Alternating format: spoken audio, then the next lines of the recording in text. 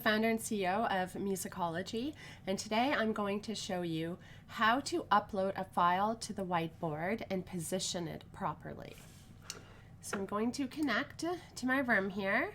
Now you can see my student in room 1234 is already logged on, so it is green. Going to mute so that we don't get feedback.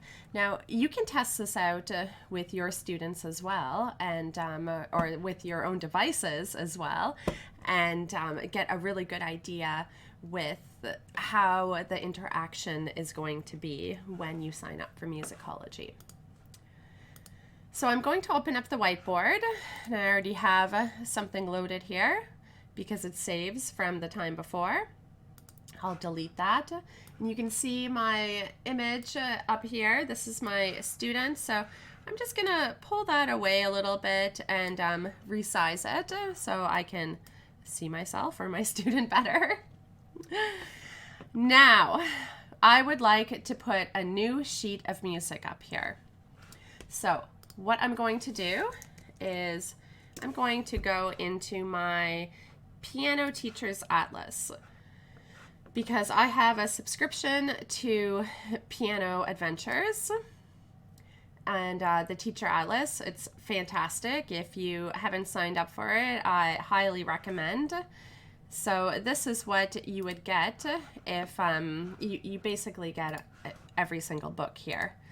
It's great. So I'm going to pull up the Adult Piano Popular, and of course all of my students have their own books.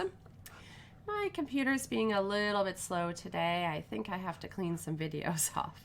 So now here's the book. Going to flip through. Oh, here we go. Beautiful one. My Heart Will Go On. Now I'm on a Mac, so I'm going to press Shift Command 4, and this gives me a selector tool. So now I can select only the space that I want to copy, and then it comes down here. Now I'm going to pull it up onto the whiteboard, and you see this dotted line here. So this dotted line indicates the size of the smallest screen participating. Now if your student is on a phone, you might have a pretty small image up here, which is not really ideal, but you have to make do with what your students have. So my student is on an iPad, so I'm going to just pull this image around. So you see here, I'm grabbing this little triangle in the bottom right hand corner, and I'm moving my mouse around. I'm just moving it in circles now. I can go in, I can go out, make the width bigger, I can make it longer, and I can just pull it so that it fits into that corner. Now, normally it'll pop up right in the middle of the screen. So what I like to do first is line it up to the top left-hand corner and then pull it out to the bottom right-hand corner. Now it's here. Now I can press Add to Background, and it shows up full screen on my student's iPad. So this is a really great tool. We put this in here instead of having screen share. Now we do have screen share, but I felt as a piano teacher myself that this was a more fluid experience. Now, mind you, I never taught on Zoom during the pandemic, so I never got used to the screen sharing music.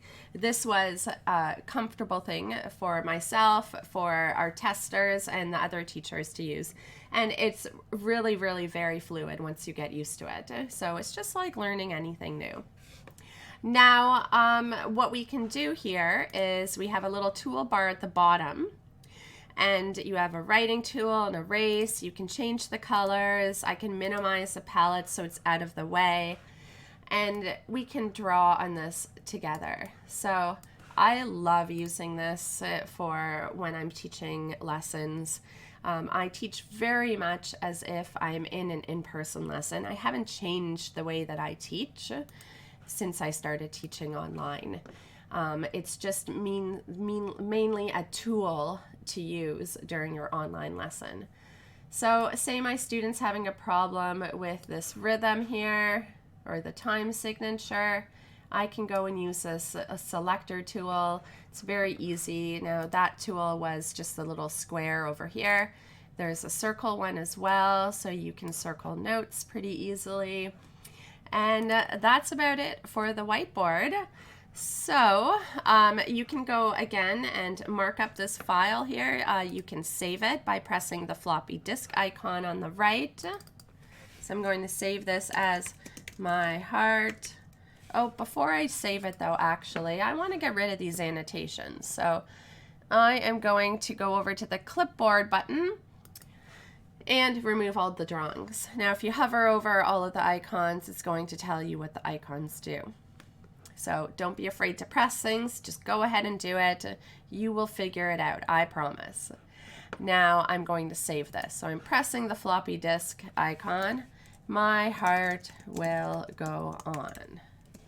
And I'm going to put duet. Save.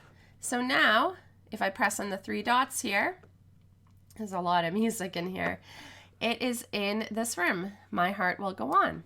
Okay, and I've clicked on it now, so it's loaded. If I want to get rid of this, everything on the screen, maybe I've scribbled all over it, can press the trash can, and now I can load something new. So perhaps I want to load this theory page. So again, I'm lining it up in the top left corner and stretching it out to the bottom right-hand corners so it fills up the screen. Now I have our hand images. So I'll go back. I'm still on the circle tool. I'm going to click pencil, and I'm going to attempt to draw a hand. And this is a lot of fun to do. So your students can do this as well. I normally just sit back at my desk and I watch my students do their theory homework, and it's a lot of fun. It's very similar to what I do in person. I'm sitting there, I'm assisting the students, I'm instructing them. I'm not doing it for them, I'm not performing for them. I'm the teacher and I'm there to assist their learning. So this is a great tool for that. I hope that you enjoyed that little tutorial, and I keep trying to turn over to my iPad so I can talk to you. And if you have any questions, feel free to reach out. The address for that is support@musicology.ca, and we are happy to answer anything that you need. Thanks a lot, and thanks for supporting a platform built by music teachers for teachers, musicology.ca. Bye for now.